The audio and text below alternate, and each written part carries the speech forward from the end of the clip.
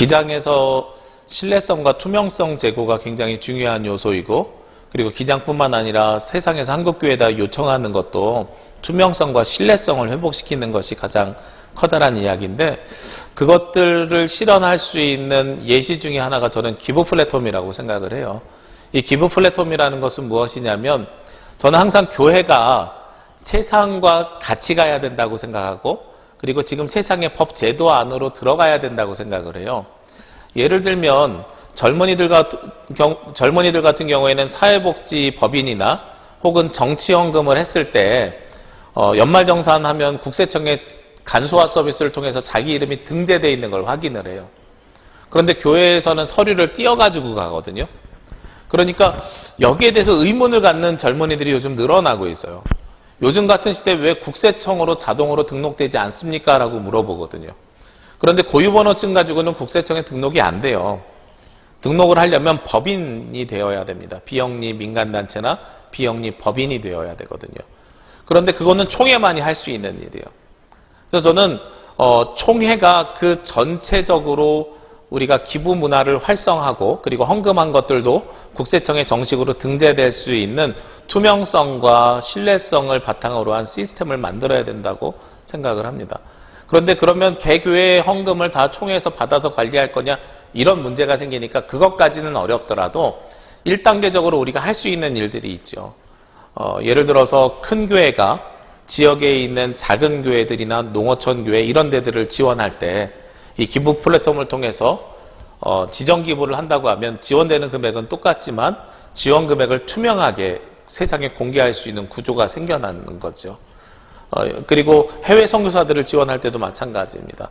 지금은 개별적으로 해외 선교사들의 편지에 의해서 개별적으로 개별 계좌로 지원을 하거나 혹은 후원의 계좌를 통해서 지원을 하는데, 이 기부 플랫폼을 만들게 되면 자기들이 개별적으로 후원을 하거나 아니면 개별적으로 후원회를 조직할 필요가 없이 총회에서 일괄적으로 지급을 할 수 있습니다. 역시 지정기부, 비지정기부가 가능하고요. 그리고 여기에서 지정기부를 할 경우에는 원하는 선교사님에게 그 금액이 그대로 전달될 수 있는 거죠. 그런데 여기에서 플러스되는 장점이 하나 있습니다. 어떤 장점이 있냐면 중앙에서 전체적으로 관리를 하기 때문에 어디에 부족한지를 찾을 수 있는 거예요. 그러면 우리에게 총회 여유 기금이라든지 혹은 비지정 기부가 들어오는 것들을 부족한 데에다가 추가로 우리가 전달할 수 있는 통로가 생겨날 수 있는 겁니다.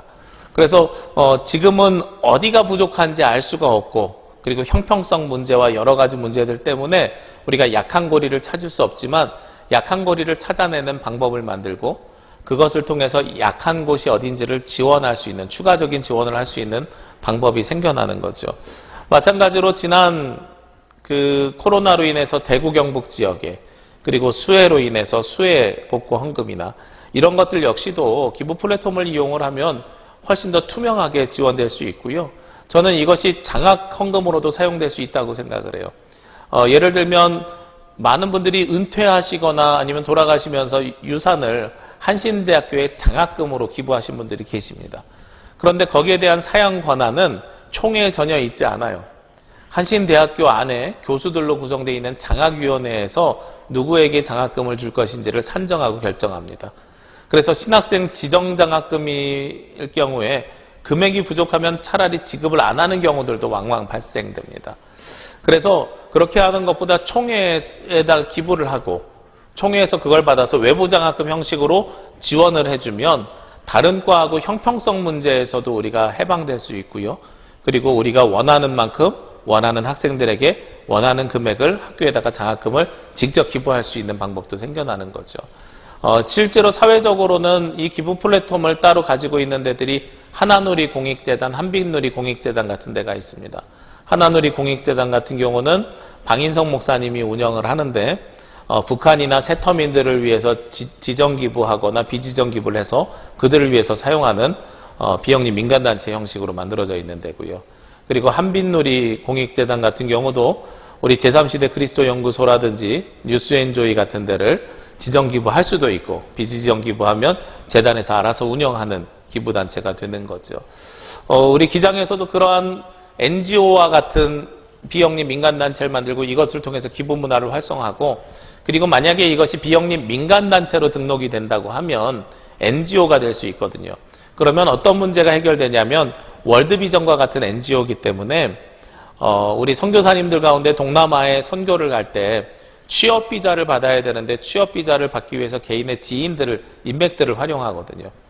그런데 그런 것들을 비영리 민간단체의 구호 선교단으로 취업 비자를 발급할 수가 있습니다. 그러면 선교에도 훨씬 더 용이하고 선교사님들이 좀 더 합법적으로 선교지에 나갈 수 있는 방법이 열리게 되는 거죠. 이런 것들을 통합할 수 있는 기부 플랫폼을 만드는 것은 교단적으로 충분히 해야 되는 일이라고 생각합니다.